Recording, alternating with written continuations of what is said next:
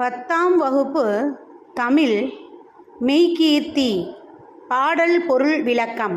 இந்திரன் முதற் திசாபாலர் எண்மரும் ஒரு வடிவாகி வந்தபடி என நின்று மனுவானை தனி நடாத்திய. அதாவது இந்திரன் முதலாக 8 திசைகளையும் காக்கக்கூடிய காவல் தெய்வங்கள் 8 பேரும் ஒரு உருவம் பெற்றது போல ஆட்சி செலுத்தினானான் சோழன்.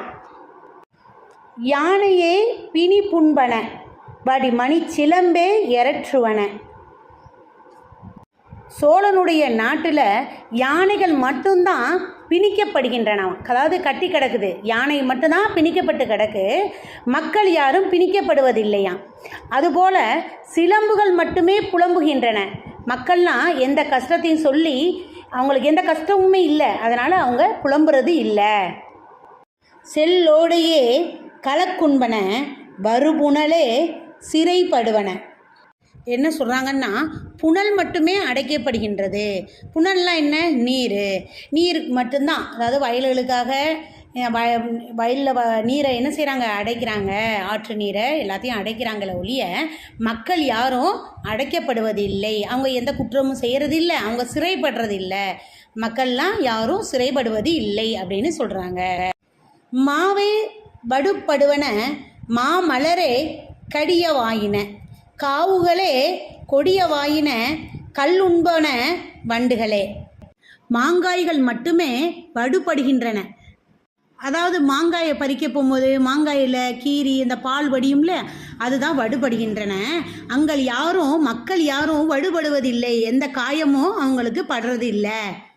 அது மட்டும் இல்லை, மலர்கள் மட்டுமே பறிக்கப்படுகின்றன.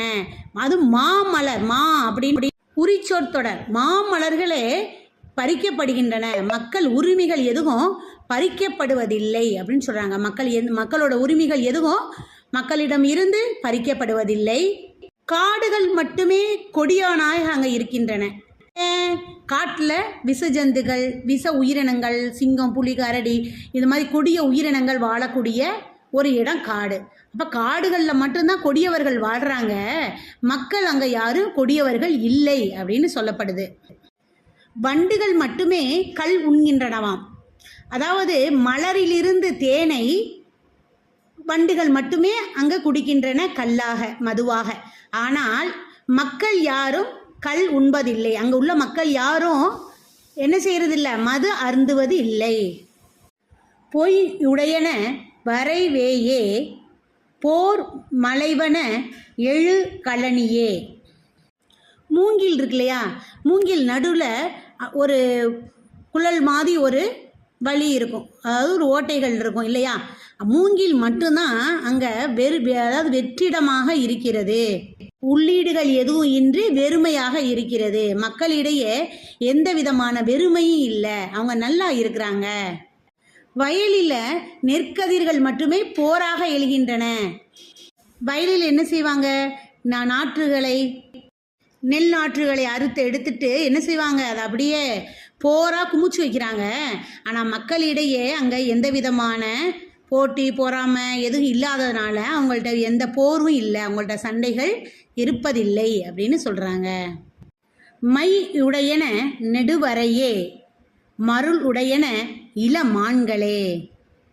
வரை என்றால் மலை, அதாவது நீண்ட மலை தொடர்கள் இருக்கு இல்லையா, அந்த நீண்ட மலைகள் தான் இருள் சூழ்ந்தவையாக இருக்கின்றன. நாட்டில் வறுமைங்கிற இருள் சூழவே இல்லை. ஏன்? எல்லா விதமான செழிப்பும் இருக்கிறதுனால, அவங்கள்ட்ட வறுமை இல்லாததுனால அவங்கள்ட்ட வறுமைங்கிற இருள் அவங்கள்ட்ட இல்லை அப்படின்னு சொல்கிறாங்க. இளமான்கள் இருக்கு இல்லையா, அவங்க அந்த மான்களோட கண்கள் தான் அப்படியே மருள் தான், அப்படியே அங்கே இங்கே அசையுது, பயத்தில் அப்படிங்கிறது சொல்கிறாங்க. ஆனால் மக்களோட கண்களில் எந்த விதமான மருட்சி இல்லை. ஒரு பயம், ஒரு அச்சம் இருந்தால் தானே கண் அப்படியே பயத்தில் அப்படியே உருட்டும் இல்லையா, அதை தான் அவங்க சொல்கிறாங்க.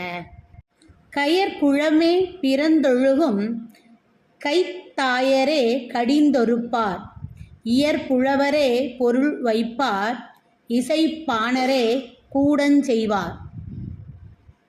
குளத்தில் உள்ள மீன்கள் மட்டும்தான் பிறழ்ந்து செல்கின்றன. அதாவது என்ன செய்யுது, குளத்து மீன் அப்படி துள்ளி குதிச்சு தலைகீழா அப்படி மாறி மாறி குதிச்சு விளையாடுது. மக்கள்லாம் அவங்களுடைய பேச்சிலையோ அவங்களுடைய செயல்லையோ அவங்க வந்து நிலை பிறழ்வதில்லை, மாற்றி பேசுறதில்லை. மீன் எப்படி குதிச்சு தலைகீழா குதித்து விளையாடுதோ அது மாதிரி மக்கள் யாரும் அவங்களுடைய பேச்சில் அவங்க நாக்கு பிறழ்றதில்லை, பேச்சில் பிறழ்றதில்லை. அது மட்டும் இல்லை, செவிலித்தாயரை சினம் காட்டுவர். செவிலித்தாயர்னா யார்? குழந்தைகளை வளர்க்குறதுக்காக இருக்கிறவங்க தான் செவிலித்தாயார். அவங்க என்ன செய்வாங்க, அந்த குழந்தை சாப்பிட்லன்னா சின்னதாக அவங்கள பயங்காட்டி சும்மா அச்சம் மூட்டி கோவப்படுற மாதிரி சொல்லி அவங்கள படிக்க வைப்பாங்க, அவங்கள சாப்பிட வைப்பாங்க, அவங்கள நல்ல செயல்களை செய்ய வைப்பாங்க.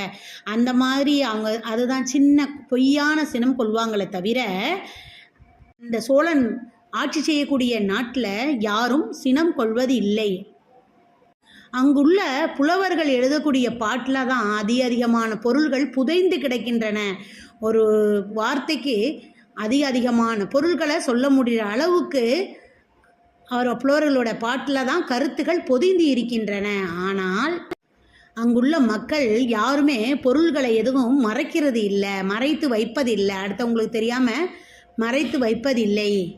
இசைப்பாணர்கள் ஆடி பாடி மகிழ்ச்சி உண்டாக்கக்கூடிய இசைப்பாணர்கள் அவங்க மட்டும்தான் தெருவில் கூடி பாடி மகிழ்வாங்க. தேவையற்று வேறு யாரும் அவ்வாறு செய்வதில்லை.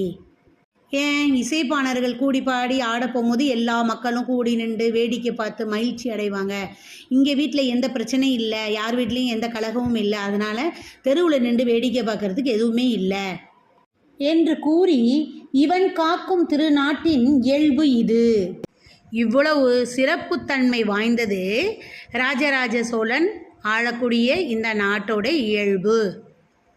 நின்று காவல் நெறி பூண்டு நெறி அல்லது நினையாது தந்தை இல்லார் தந்தையாகியும் தாயார் இல்லோர் தாயாராகியும் மைந்தரில் ஒரு மைந்தராகியும் மண்ணுயிர்கட்குயிராகியும் விழி பெற்ற பயனென்னவும் மெய் பெற்ற அருள் என்னவும் மொழி பெற்ற பொருள் என்னவும் முகம் பெற்ற பணுவல் என்னவும் எத்துரைக்கும் இறைவன் என்னவும் யாஞ்செய்.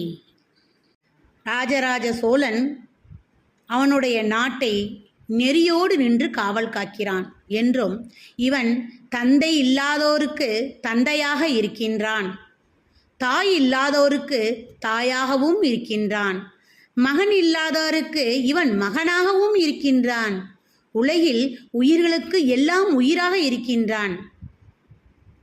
கண்ணால் என்ன பயனோ அதுபோல விழி பெற்ற பயனாகவும் மெய் பெற்ற அருளாகவும் மொழி பெற்ற பொருளாகவும் புகழ்பெற்ற நூல் போலவும் அவன் திகழ்கின்றான். புகழ் அனைத்திற்கும் தலைவனாகி யாதும் புரிகின்றான் என்று இம்மெய் கீர்த்தியில் ராஜராஜ சோழனை பற்றி புகழ்ந்து இலக்கியம் நயப்பட எழுதப்பட்டு உள்ளன. இவை புலவர்களால் எழுதப்பட்டு கல் தச்சர்களால் கல்லில் பொறிக்கப்பட்ட மெய்கீர்த்திகளாகும்.